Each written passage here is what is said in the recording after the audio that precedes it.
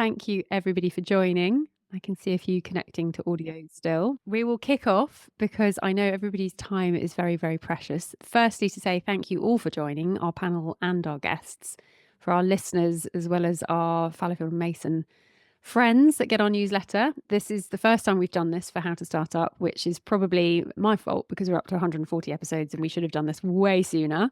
But given that we've got these wonderful guests that come on the podcast, we wanted to bring some of them together and sort of have a live discussion about the things that we've learnt. And given that we've just wrapped up the productivity season last year, these three panelists are from that season. So it's wonderful to bring them in and do our first live recorded podcast episode, which is quite fun. So first off, my name is Juliet. I host How to Start Up and I founded Fallowfield and Mason 5 years ago. I have been persuaded by my team to do more with our wonderful community of How to Start Up listeners. So I've had the privilege of speaking to some incredible founders over the years of doing the podcast, not in any particular order, but introductions to our panel today. Firstly, we have Emily Austen, who founded Emerge in 2012. She's also the author of Smarter, 10 Lessons for a More Productive and Less Stressed Life.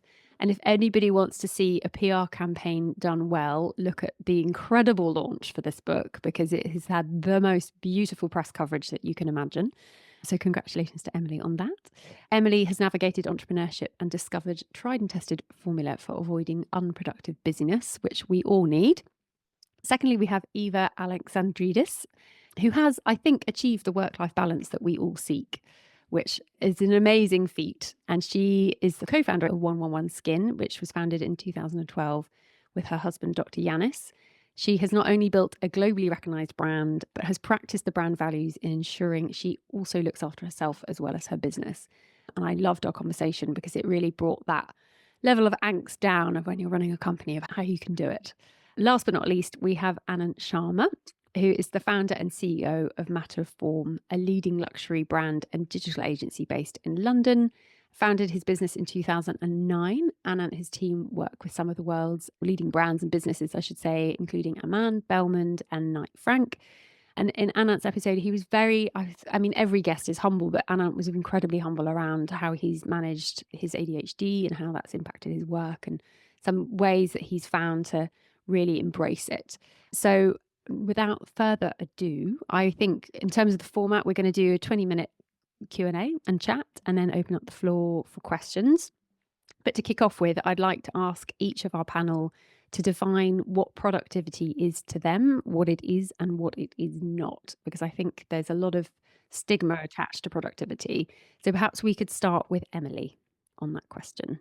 Great. Thanks so much. Thanks for having me. So I've done a lot of research about productivity. I've written a lot about productivity. I think where I've got to is that for me, productivity is the efficiency of your time. And I think that it is, in my opinion, in my experience, a focus on output as opposed to input. So a lot of what I talk about in my book is that I do believe that there is this performative narrative around busyness, which focuses so much on how visible we are with what we put into the system. And I'm very focused on actually what kind of comes out of the system as a measure of my own productivity. Thank you. And Eva, over to you. I would completely agree The with largest Emily. way. I think it's at 2:15. Oh, hang on. There we go. Sorry, Eva, you go. Yes, hi everyone. Very happy to be on this panel, and I completely agree with Emily. I think maybe when you're starting a business or when you're younger, you just feel that you continuously have to be doing something. You have to be busy. You have to show an example of being busy and thinking what the society wants you to be or what your team wants you to be. And I think it's very important to actually know what your goals, what your priorities are, and it doesn't matter the amount of time you're focusing on the specific thing. It's how does it get achieved, and then you give yourself credit for it. And it's not how hard you've worked for it, but really have you accomplished it. Yeah, fantastic. And Anant, what are your thoughts? Yeah, actually, just to build on what you ended on, I don't actually consider myself to be, or I never have considered myself to be a particularly productive person. I don't even have a list, which is probably quite a sacrilegious thing to say in the context of no doubt two highly productive podcast guests. But I'm nonetheless quite proud of what I've achieved in life. And I think knowing what it is that makes you proud and knowing how to identify that you have delivered, to your point, Emily, some sort of output that sits in line with your values. There's a lot of detritus that sits between you and whatever that output is. You can fool yourself into thinking you're being highly productive by efficiently delivering things that aren't important. But productivity, I think, is like, like either like how you effectively deal with a series of tasks that get you to something that you know is meaningful, or equally just a series of things that you efficiently do every day that keep you busy, hiding from the fact you don't actually know where you're heading. So I think really it comes down to like, what's your compass? Where are you going? What are the things that you are going to find rewarding? What parts of the process are you going to find a bit difficult and a bit uneasy, but are going to be rewarding? And then what things should you not do? And know that if you are doing, sometimes there might be a bit of ego attached to why you want to do those things, but actually they're not things that lead you to the bigger thing. That's really interesting because all three of you said in your podcast episode something around this. It's the bigger picture. It's not getting to be the busy fool. It's not getting bogged down in the day to day, because any of us in any role, whether you started a business or not, can be busy. But if it's not doing work that's actually resulting in something, I think, Emily, you really drill down on this, of that output. What is at the end and what does that look like? Because that's the important part. Just a curveball question. How long did it take you guys to work all this out? Wow. Emily. I actually think it's really interesting that all of us like have started our businesses a long time ago. And I think that's a really important thing, because a lot of podcasts bring people in that have had a business for like a year. And I think a lot of the stress that people put themselves under is this performative notion of like raising money, winning an award, like this really aggressive perception of success. And something I would, to answer your question, I would say it's taken me a very long time to implement this stuff. I think I probably, I'm in year 14 of my business now. I probably understood performative busyness by year 5, where, being able, confident, or connected enough to my values to actually confront it probably took a lot longer. And that's why I completely agree with Anant that in the book, there's a lot about connecting with your own values and also about creating your own definitions, because we, I think, as a society, reward perceived success in the same way that we reward success. And so I think there is a lot of posturing for this, the approval kind of feels the same. And actually, that's where the performative stuff comes in, because it means that we're doing it for the gaze of someone else. And actually, once you understand that it's like specifically laddering back up to your own values, I think it becomes more fulfilling, but I think it just naturally becomes more productive anyway. I didn't really How? your question. But Well, no. sorry. No, Anna, go for I it. just say, like, people talk a lot about, and these are very important things, values and purpose, and doing a bit of soul searching. And I think the journey to that, if you flip it on its head, I think the other side of the coin is important, which is one, understanding the things that you feel personally sort of like shame around. Mm-hmm. Like we all have a version of shame relating to like different quadrants of our life, like love, work, whatever, the things that keep us busy and are like, we're naturally instinctively wired to like drive our purpose. So I think like inspecting what things you're doing, just even like perceptions aside, because like you feel a sense of like you're not, like it's not genuine work, or it's not, what are the things Yeah. that do keep you busy but might not fit the conventional notion of work, but actually do like have an impact in a direction? How do you value those things so you're a bit kinder to yourself? I think that's really important. The other thing is, I think it's really important in life to like figure out what you don't want to do as much as what you do want to do. And I think that can drive actually a lot of meaning behind the things that you do. And I think people don't spend enough time exploring that often at the beginning of their career.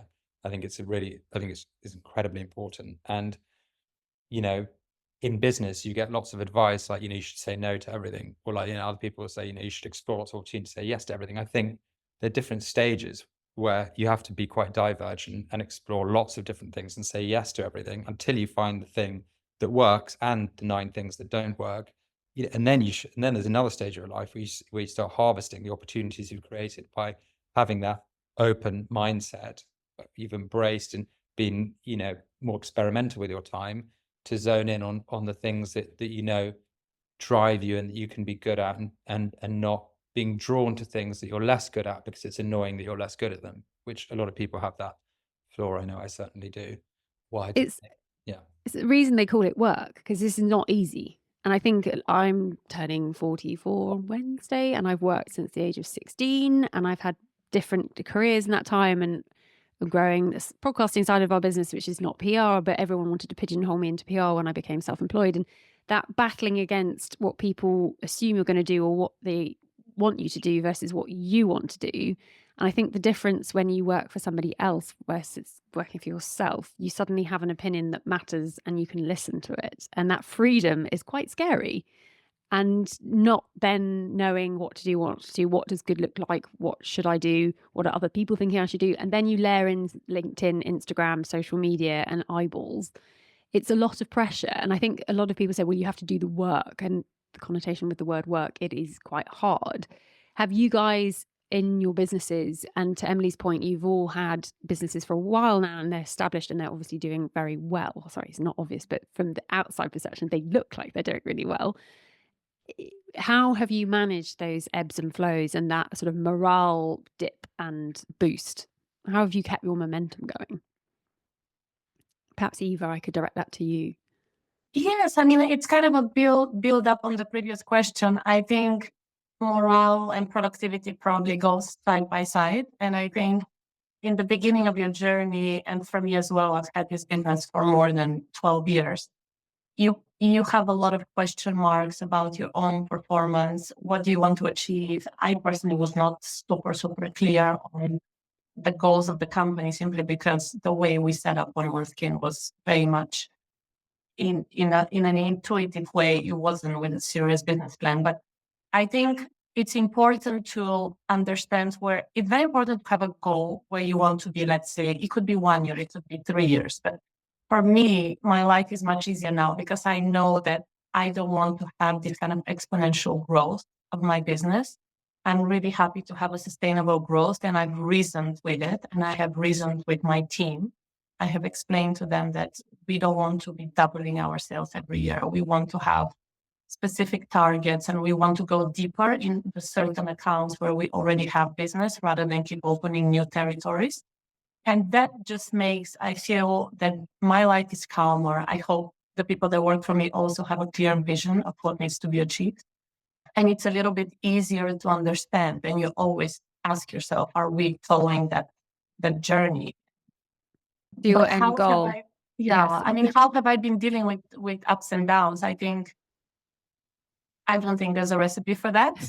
I think if you have a strong team, you just rely on having a wider opinion. I think it's very difficult for founders to have all the decision making on their own. And it's important that you have a few people that you trust in your team, and you have a wider audience that you can discuss when things are not going well, or even if they're going too well. It's important to discuss if this is the right trajectory. So yeah, I would say having a team that you trust, minimum 2 to 3 people. Well, on that, the morale of Eva, your episode was so interesting because of how you ring fenced your time. You know how you tick and what gets you through the day. With a run, you do walks in nature. You can come up to a team member and say, right, get your trainers on. We're going outside for our meeting and go for a walk around the park. For you, that work-life balance, I think having that balance in work as well as bringing up a family outside of work, how important has that been to you in the success of your business? Fundamental. I mean, there was a time where I used to not tell my team that I have workouts because I felt that it was important for them to know that I'm always on and I'm always available, and my time is dedicated to the brand and to them. And now everybody's aware of my workout schedule, and they just know that it has to be something quite dramatic for them to schedule, let's say, a meeting at 8 a.m, because that's when I do my own personal training session. But very important. I mean, even this morning, the weather in London, it's horrific. I mean, now it was a bit of sunshine, but it was raining, and I was running in the park under very extreme conditions. But I needed to do that because it gives you focus, strength, and energy. And think it doesn't have to be workout, but whatever you do outside of work that stimulates you positively, you need to make sure you know what this is, you acknowledge it, and you kind of like structure it in your schedule. Mm. A lot of people have said to me in the podcast, if you don't look after yourself, you're not looking after your business. So you actually have to really protect whatever it is, if it's 8 hours sleep or if it is meditation or workouts or mushroom tea or whatever it could be that gives you that balance. Because ultimately, if you're feeling good in yourself, you're potentially going to be making better decisions. It was the head of neuroscience at Oxford University, Russell Foster, who wrote a book about sleep and said, if you're not looking after your sleep, you're running a red light on your business on a daily basis. And that was enough of a kind of slap on the wrist for me to be like, there's nothing clever about working to midnight every night. No one cares. No one's looking. It's not helping me in any way. It's just making me feel a bit rubbish the next day. But I think it's really hard, that guilt part, and we'll have it in PAYE roles, we'll have it in founder roles. You must work harder. But to Emily's book title, Smarter, presumably that is the golden goose of, if you can work smarter, not harder. So Emily, over to you. What would be your top? I mean, we will all clearly link to the book in the show notes and send everybody a way of discovering more. But I know that you have some worksheets in there. What would your advice be for our panel guests today on being smarter and not more productive? Because I think there's a lot of stigma attached to the word. Yeah, so in the book, I tried deliberately to make it very practical, because I think in my own research, my own, the way that I sort of self-educated with books and podcasts and things, I kind of wanted not homework, but I wanted something practical to go away and actually do. I think in my research, I found with myself personally and the different things that I looked at in preparation for this book were that self-esteem is very closely linked to productivity. And I think that it's, I started when I was 22. So the part of the challenge with starting young is you don't even really know who you are. So as your business grows, it has seasons that evolve. And so you hire people at one point that maybe aren't right a year later, or you yourself go through experiences during the course of, for me, my 20s, where you evolve and understand things differently and mature. And so it can be quite confusing because you don't want to be bound by the company you started if there's a natural evolution. I think with productivity specifically, one of the key things, like we've all sort of touched upon this idea of shame. And I think the performative culture is inherently linked to that, because it's like, I want people to know I get up at 5 a.m. because then they will think I'm productive, or I want to stay till midnight because then I'm kind of convincing myself that I work hard. I think there's also other things that when you're in it and you're running a startup, or you're starting a company, or you're launching into a new market, or there's sort of something going on, it's not necessarily that you don't work hard. It's that hard work should be smarter. So I think part of the problem with all of this topic more broadly is that it's so extreme. People are like, you're either lazy or you're burnt out. And actually, I think there's a lot in the middle. And there's one of the key things that I did was started to track my energy, not my time. So if you do have 3 months where you're really busy because you're launching a new product, or there's, something going on, or you've got to hire for growth, or, whatever the kind of thing is that's going to take up a lot of your energy, it's not that you necessarily work less hard for the following 3 months, but there's got to be an understanding of that cycle and those undulations, and planning for that, because you can't sprint for 14 years or 20 years, or it's just, that's where you start heading for burnout. That's where the shame comes in. That's where I'm a failure. And I think for me personally, I didn't have a definition of balance. I didn't really have an understanding of what productivity was. I would probably say that the times I was most busy, I was least productive, and it was quite performative. And actually, in theory, it should get easier.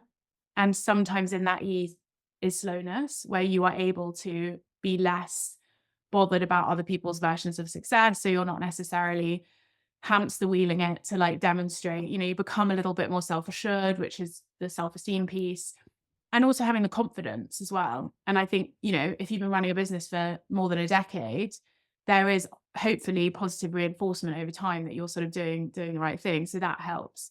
But I do think that understanding and expecting and then leaning into those natural undulations, understanding that the time you outlay has to be repaid in some capacity, and that it doesn't have to be always on. It can be kind of suitable to your own natural flow, I think is quite a big thing to unlock for longer term smarter working. Yeah. And I think someone said this, I saw a friend at the weekend said, yeah, I couldn't talk it to anyone on Sunday. My social battery was empty. And he'd measured his energy levels, that he's introverted, extrovert, and he needs to be around people, but he also needs to protect his time. And he knows himself. And I thought that is such a powerful thing in any role that you're in. You know how much time you need to do things well, to ultimately enjoy work. We spend most of our waking life at work. It's something we should love. But I think, especially when you're starting a business, the first couple of years you're on adrenaline high and you are running the marathon every day and you're sprinting at it. That is not sustainable. But you get used to it, and that muscle memory thing kicks in, that when you try and slow down a bit, you feel a bit guilty, and that isn't healthy at all. But flipping to Anand on this, you were very open about your ADHD on our episode, and I was so grateful that you shared your learnings about it. But how has that impacted you at work, would you say? Yeah, I mean, I exhibit all of the, well, the first thing to say about ADHD is like a lot of people at the moment think they've got ADHD, and it's hardly surprising when we're driven by, like a dopamine inducing notification on our phone that gives us short-term, like empty calorie forms of joy, and so, but like I've got like, you know, really having ADHD, I think this. Yeah, I think basically everyone's got a bit of ADHD at the moment because of how the world is designed. But Thanks to technology. I've always struggled with authority figures. I was sort of kicked out of 4 schools when I was younger. I was always getting into all sorts of trouble with like the law and beyond. And I've got an attention span that's incredibly deep when I'm interested in something. But, I just don't really care about things if I'm not particularly interested in them. I also have, I'm good at starting things, and I'm good at completing some things, but basically, I can drown in sort of, choice paralysis, and, I can be quite impulsive. And then to counter that, I'm then quite impulsive. So I'll make quite impulsive decisions to just get them done and get them out of my life. And the cost of keeping it in my life is too great. So it's better, so I sort of flip between all of these things. But the truth is, like, it's led me to build team around me and get good at delegation and understand where my weaknesses are, but also celebrate my strengths. And I've never taken medication for ADHD. I don't want to like sedate myself to make it okay to sit in front of a computer for 8 hours a day. It's just not how I function. I like exist off like physical energy, the energy of the world around me. Sometimes I have low days with it, but on the whole, it's allowed me to think on my feet and to pitch well and to think creatively and to see things from different perspectives. So I just think, like you've got to, you basically just, it's really important, like in a world where sort of everyone's flexing their perfect life, to just to understand and believe in the things that you're good at, and to double down on sharpening those skills rather than trying to sharpen skills that aren't yours. So identify your strengths and tune out what other people's opinions are. Yeah, I mean, not to a point of blindness, but Yeah. I think you just got to get on with it. You've got to figure out if you're pointing in the right direction, and you just got to get on with things. And You said not something about mirroring at work, because you've clearly built a really successful business and you have a lot of people in your team. And when our episode, you kept joking, saying, I don't know why I'm on a productivity episode. I'm not an expert in this, but I've done a lot of reading and I've learned a lot. I became an expert in productivity because I spent years designing a system rather than necessarily using a system, just because I like the process of designing a process, but I'm terrible at doing a process. So, and I went really deep into like philosophies, like getting things done, and like there are all sorts of like Japanese productivity I mean, I got really into productivity as a theme, and the truth is that now I just like make a point of writing every morning, right? And that is my list. I like respect my values periodically, just to make sure that decisions I'm making are going in the right direction. Make a point of like enjoying the process and reflecting back on the process and ensuring I'm getting something from that process. I don't try and like live by the vision of where I think I need to be in order to be happy.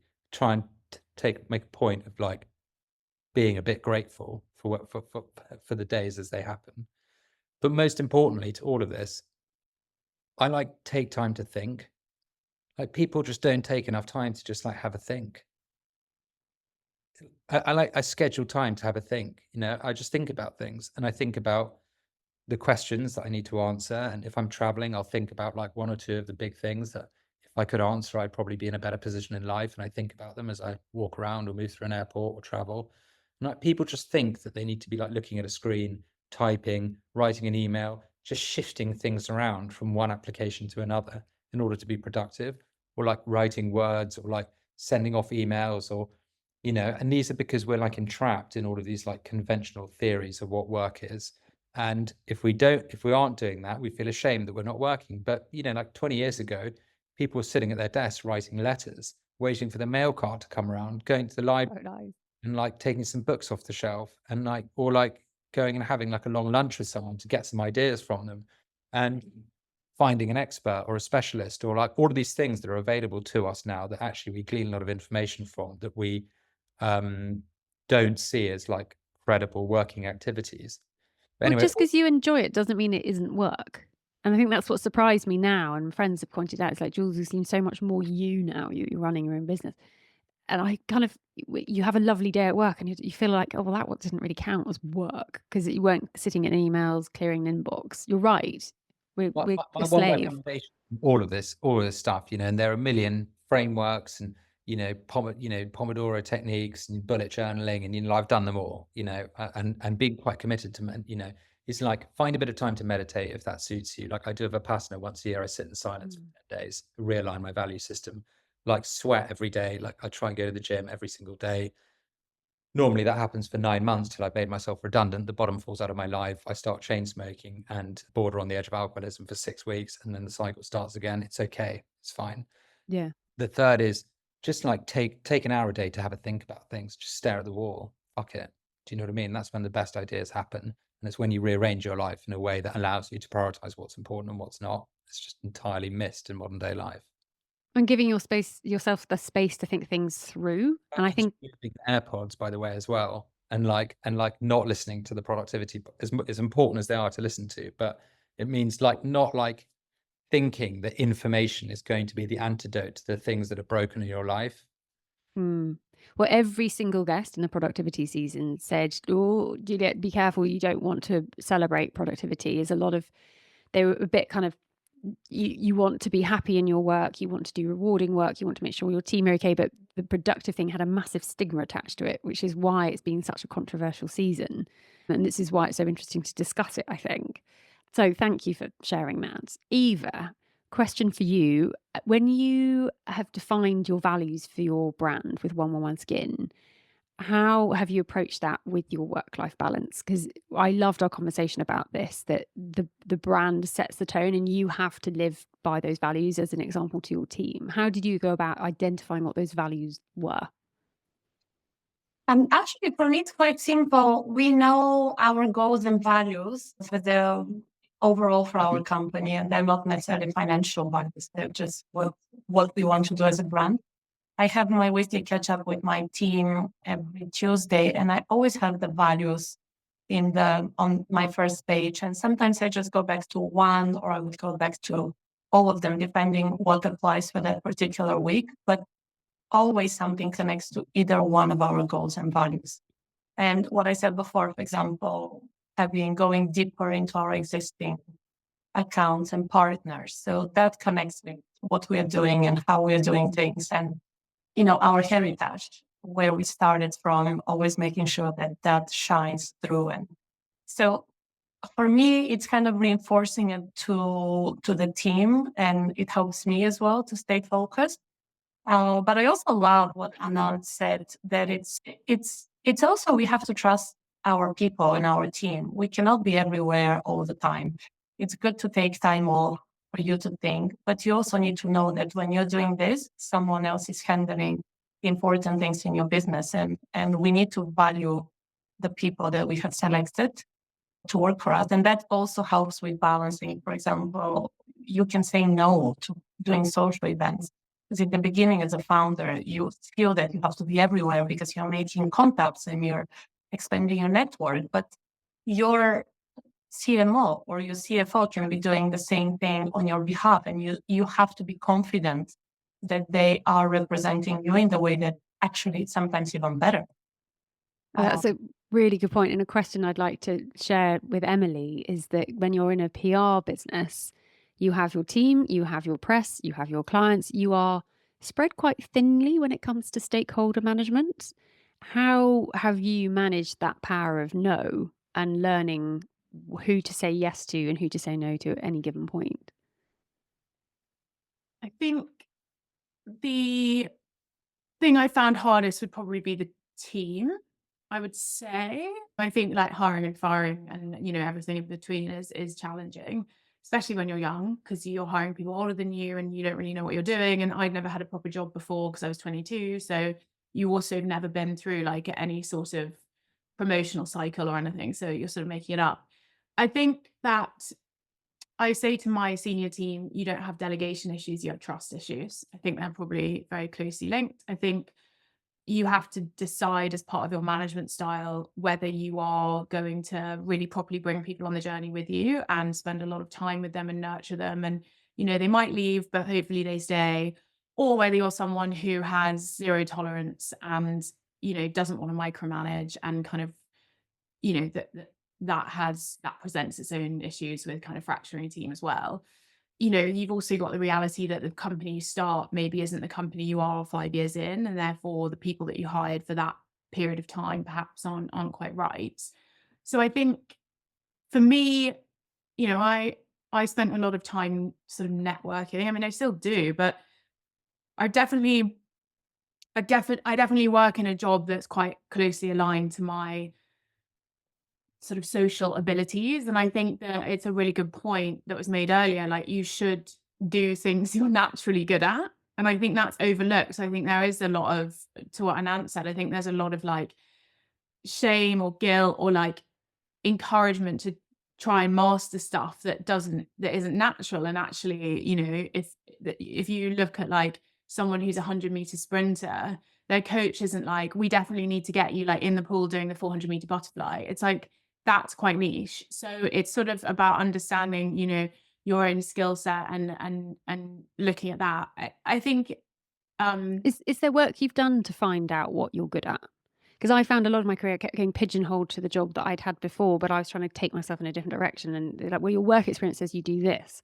How did you do that work, given you started so young? I think so when I was at university, I studied criminal law and then politics at university. So I did something very different, but Perfect for PR. perfect for PR in many aspects. That, you know, I will say that I think particularly in, well, both politics and criminal law, there's a lot about storytelling and flexibility of language and convincing people. And, you know, there's like looking for detail and, you know, there are some, you know, performance, courtroom, all that stuff. So there are some similarities, but I did loads of work experience. And at university, you know, I arrived at Manchester and they were like, you have 4 hours of lectures a week for the next 3 years. So I was like, what the fuck does everyone do like outside that? I didn't drink, I wasn't a partier. And I basically looked at like, to the point earlier about like figuring out what you don't want to do.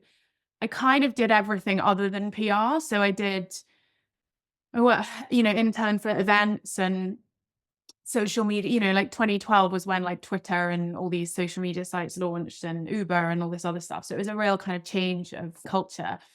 And I looked at lots of different aspects of it. And then I really understood PR in the context of that kind of wider like marketing visibility piece. I was always super confident. I was always a good talker. I always was fascinated by detail, by storytelling. You know, if I went out anywhere, I would always look at people and try and like think about what their stories might be or where they might be going, and I was always naturally interested in the way products marketed themselves, whether that was like physically on a shelf or with branding or, you know, the evolution of these categories where suddenly like chocolate became more interesting because people changed the packaging, or these consumer brands became things you would leave out on your counter that had previously been dusty categories because, grind had made the tin pink or whatever. So I was kind of interested in that. And also it was timely because there was the introduction of social media influencers, new ways to market, all these variations. So I think I understood my skill set in that sense. And because, I've had a lot of freedom because it's been my own business since I was 22. So I was like, oh, I'm interested in coffee. So I'll, do a coffee brand. And then I'm interested in this. And actually that really helped us in COVID because we've had this breadth of client base. We've deliberately not been sort of specialist in a sector. And it's kept me interested because I've been able to apply. It's like when people say, if you can sell this, you can sell that. It's like, if you can PR this, you can PR that. And it's like, ultimately, they're all looking for the same thing. They're looking to be culturally, socially, politically relevant. They're looking to connect, emotionally and transactionally with the customer. They're probably growing that, they're like, irrespective of the product, they're kind of all trying to do the same thing. So I've been fortunate in that I've been able to have that variety. That said, I've interviewed a lot of people who've been at an agency, if they're 25, 26, they haven't worked on a breadth of stuff because they've worked at a company where they've had, a client or a series of clients. And I do see a lot of people, particularly getting kind of senior manager level, saying, I don't want to be pigeonholed. And I've worked in an agency where I've worked on fashion and beauty, but I'm really interested in this. And they are concerned about that kind of transition. I think it's really easy in my industry or our industry to move. I think there are other industries where that specialism is harder and harder to move across. I think in PR, it's like, if you're an interested person, if you listen to a variety of podcasts and you're kind of, you're a consumer of stuff generally, and you read publications and you kind of got qualities where you're interested and want to be out and about and looking at stuff, you can probably move around more easily. I think in other industries, it's harder. I don't think I've necessarily felt, no, but it took me a long time to sort of have the confidence to write the book because, I've been with a lot of, I've started my own company, but my job is to promote other people. So I think putting that into a book and deciding to promote it was, becoming your own client in a way, because you've always, and PR, typically you're championing other people's businesses, but you are now the product, as it were. Yeah, which feels very unnatural, I will say. Yeah, totally. Before we open up questions to the floor, would the three panelists have any questions for the other two panelists at all? I've just thrown that one at you. Sorry, I didn't ask you to prepare that. On productivity, on scaling businesses, on work-life balance, or how to get to know yourself?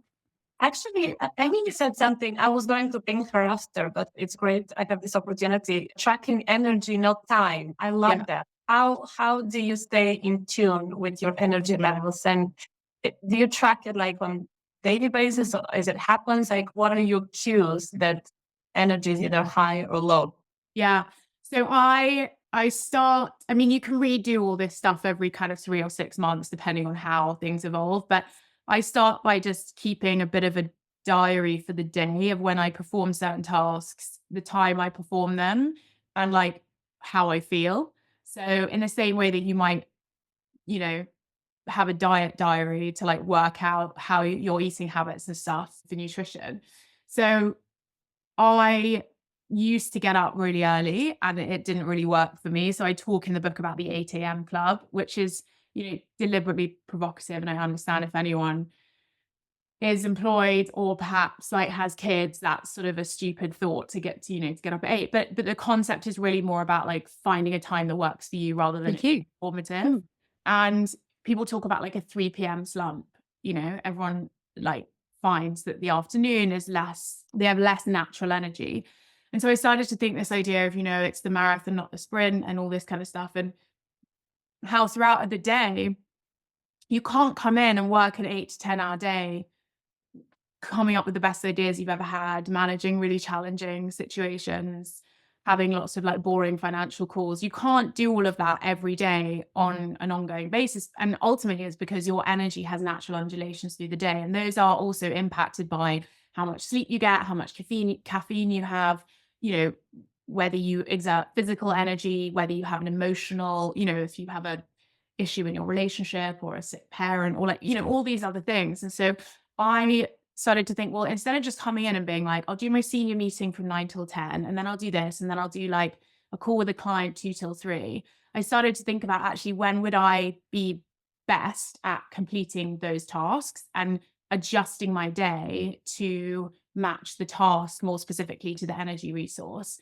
And I think that the time at which you perform a task has a lot to do with when it gets done.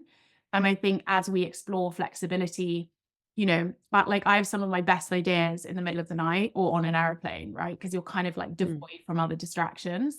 But I just think like I don't take meetings on a Friday afternoon because my energy is the lowest. I probably won't be fully present. I mean, look, if my biggest paying client asked me to meet at 3 p.m. on a Friday, I'd probably figure it out. But like generally as a rule, I don't need, like, I can do it another time. That's something I do as well, actually. Yeah.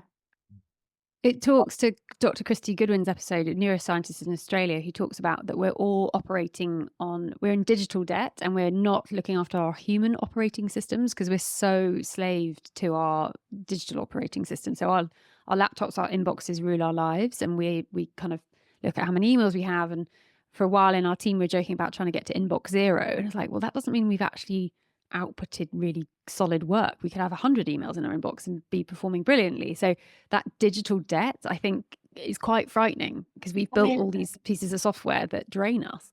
That's actually one advice I want to give everyone. My notifications are off, like always on silent. And this way it's kind of, instead of having information pushed to me, I'm not saying I'm not checking it quite often because it's important when you run a company, but I decide when to check. So I never get the pings, and that only my children can call me. And unfortunately, you know, they often call at the worst times when I'm either on a panel or doing something. My phone rings, and it's the opposite of what I tell people, but it's very few people really allowed to interrupt. And I think if all of you can keep your phones on, do not disturb and then find a time where you can check at your own pace, that would make a very big difference. I never get stressed by any things anymore.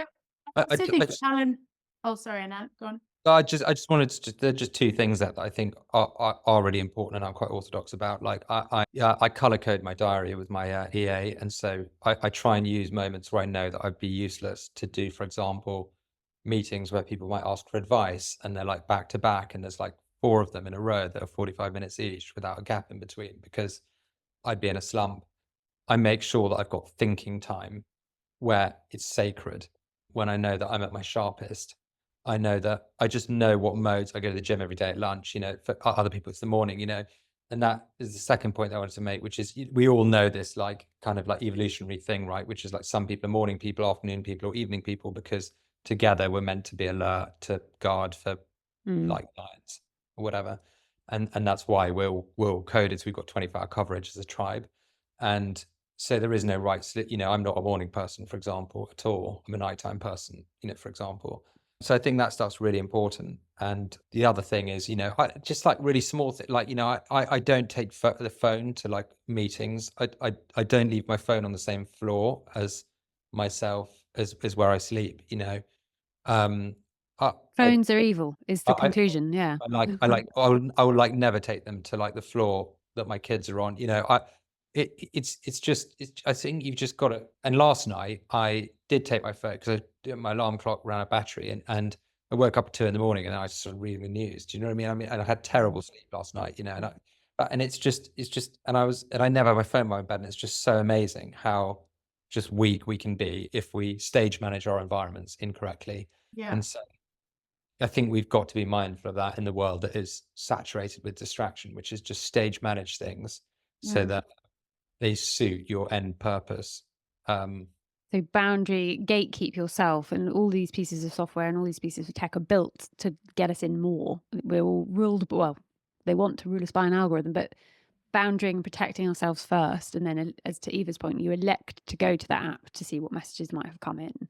There's a really interesting study about willpower, and it says that like no one specifically has any willpower that's greater or lesser than anyone else. The people who demonstrate better willpower are actually people who limit opportunities where they could be tempted. So that it's more about the limitation or omission of the tempting scenario, i.e. your phone's not next to you, rather than that their phone's next to them and they're able to have better willpower. It's like Same choice theory and completion theory, right? It's why it's good to make your bed in the morning. It's why it's good to decide what you're going to wear the day before, because ultimately you've got a finite resource available to make choices with. And if you are motivated because something is complete in the day, it has it has a knock-on impact on motivation to complete other things. It's ultimately, so we all enjoy it more. We all want to have more job satisfaction, life satisfaction, better balance in our lives where we feel happy and rewarded. And we are the master of our own destinies, right? We can control this for ourselves. And I think it's super exciting to hear you guys say this. I'm conscious of time. I'd love to ask the guests on this webinar to ask questions. So if people would like to unmute themselves and just jump in, might be a bit of free for all, but go for it. This is where we hope someone has a question. just reading, there's a comment in the chat. I was just reading it. Fellow 8 a.m. club appreciator here. Question. Those for us on PAYE roles may think we'd be more productive if we were our own boss or had our own company. It can feel like much of our time is a big organisation is taken up with trying to get through detritus and persuade others, which hampers our ability and reduces our time and energy to get things done. But we'd be more efficient as our own boss. Does this resonate with the panel, or is this a myth? I think it depends on what your definition of productivity is. Yeah. And I think also when you're in a big company, you've got the support of an IT function and a finance function and an HR function and things like that. So it depends on that, where you want to derive your job satisfaction from, I would guess. But maybe, Emily, what do you think? I think when you run your own business, you become good at identifying the difference between urgent and important. And that ultimately is like the sequencing of things. So it's like, when am I actually going to do this stuff? I think to your point, you know, it's in my business, I've got 30 staff now full time. Like if one of them resigns or two of them resign, you know, it's like no one well, it's slightly different now because I've got a bigger team, but like in theory, no one's going to hire to replace them. No one's going to manage that process. No one's going to work out how to communicate that to the team. And if a client also hands in their notice that day, it's like you kind of have to sometimes deal with things all at once. And I think actually that's why COVID was really tough for me, because not one single issue that I dealt with in COVID I hadn't dealt with before. It was just that they all fucking happened at the same time on the same day, every day for 2 years. So there are definitely a lot of jobs that happen without you knowing when you're part of an organization. And I think that it's ultimately based on like your own skill set and ability to kind of sequence those decisions and perhaps be like less emotional about them. But it also depends on your version of productivity, because I think a lot of people confuse volume, which is basically busyness, for productivity. And for me, it's like getting through those tasks and building momentum to kind of get on to the next one. And getting to that end output piece. I think something that struck me last week, I actually went on a podcast for the first time, which was a novel feeling being in the other seat. But it was Joe Glyn Smith's podcast, Midlife Entrepreneur. And he was saying how actually as you go through your career and you get older, you have more years of yourself, you know yourself better, you have more work experience, you have more experience of working with other people. And I've had many bosses that I lost quite a lot of respect for over the time working with them and felt like, oh, I could do their job. But I think as you get to know yourself, whether it's you're 22, or whether you're 44, whether you're 60, life experience will teach you if you're around the right people. And it could be, it's not the business, it could be just the team that you're in. And yes, you could be more productive if you're self-employed, but that's because you're the ultimate decision maker and you know enough to make those decisions potentially. Anna, what do you think? Sorry, could you just repeat the crux of the question, because I just sort of caught the... Yeah, no, I think the question around being self-employed, you will be more productive than if you're on a PAYE position. Yeah, I mean, I'm like chronically unemployable. So Said every founder ever. you know, I'm like incapable of making myself do things that I don't think play some relevant purpose in a wider purpose. And so the question basically was centered around, feeling like you're being unproductive if you're effectively having to do things that you don't think are worthwhile. The simple answer is if you feel like that, yes, every day, I think it's maybe time to do something different. But Mm. personally, I don't want any drastic. My brother was, I think, guest 4, and he's like, yeah, no, I really want to do my thing and like start a new business. It's like, oh, well, you told me off record. It's because you kept getting fired by every job that you had because you couldn't work for somebody else. He had to just work for himself because there was just no other way. So I think knowing yourself. I think what I've gained from this conversation today is that the more you know yourself and how you work at work, the better, the happier you'll be. Either do you, right? Like I just hired someone senior who had worked for me for 3.5 years. She's been promoted, and it's almost like you don't know what you don't know. So it's like, yeah, sure, lovely. If you want to negotiate our like company insurance and the rent on their office and their settlement for that person who's leaving, or do all the job spec, like there's a lot of shit that you just is not enjoyable. And I think again, it's like, why do you want to run your own business? Is it ultimately to be more productive and make money, or is it something else? But I think understanding that driving force is important, because there are a lot of things that aren't that enjoyable about running a business.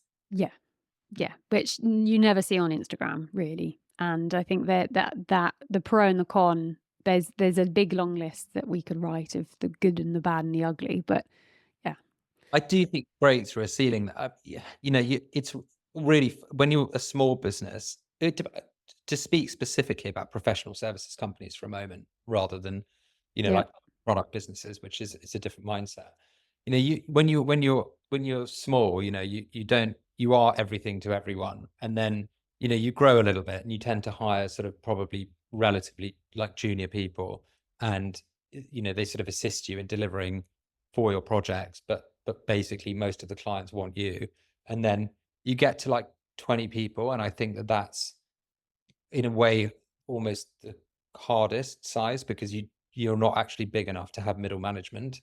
And I'm like, middle management got a terrible reputation as a thing, right? But it's actually incredibly valuable because it enables scale.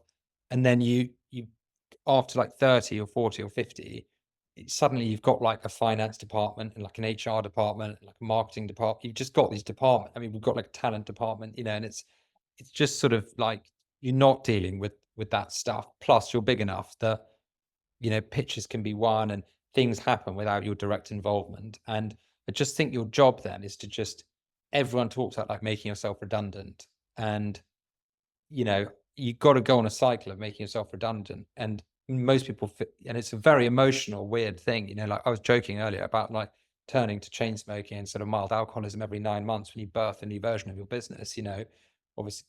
But it feels just when things have been the most stressful, but weirdly the most rewarding, because most people who run business get off on a baseline level of stress.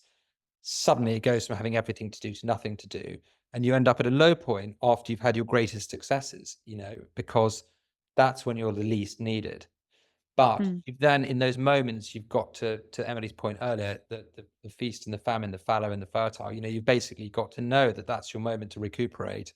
That's your moment to give yourself some breathing room, to not riddle yourself with guilt for not doing what you believe you should be doing, just because you're just spinning wheel. You've just been going at such a high rate that you just keep the motor going, but there's nothing to actually focus your energy on. So you end up being destructive. You just got to like recognize basically the cyclical nature of how you apportion your energy and direct it into peaceful activities through which you will find great ideas will be spawned, right? If you give yourself the breathing room to like let them oxygenate, turn into something valuable. And people often don't do that, and they asphyxiate their like greatest ideas by like overburning, like, just giving them room.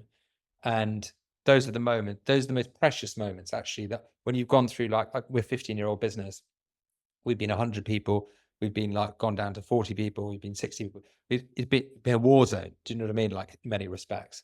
But like you got to look back at your own patterns, and you've got to figure out how you can optimize those patterns. Those patterns that are like, they're wider than whatever aperture you have on your week, your month, or like your current success. They're a bit longer than a year often, or maybe a bit shorter than a year. They don't fit naturally into the seasons. They're personal patterns, and you've just got to look back at them and then figure out how you can slightly improve them a little bit, and and just most importantly, just acknowledge them. And be at peace with it that it will happen whether you like them or not. Yeah, and just Roll with the punches. yeah, a lot of this stuff's in framing, right? Like, it's like, what are you trying to get out of that? What are you trying to get out of that period or patch?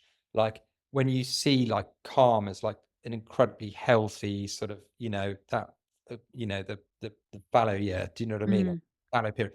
And you know what that's doing, the long term, you reframe your psychology around like the productivity of that period of just leaving things alone, it changes your attitude towards it. You start seeing it as something that is ultimately beneficial and will compound into something that is more beautiful, useful, or valuable than whatever you could be doing if you're just keeping yourself busy. So I think, like, for me, that's very important.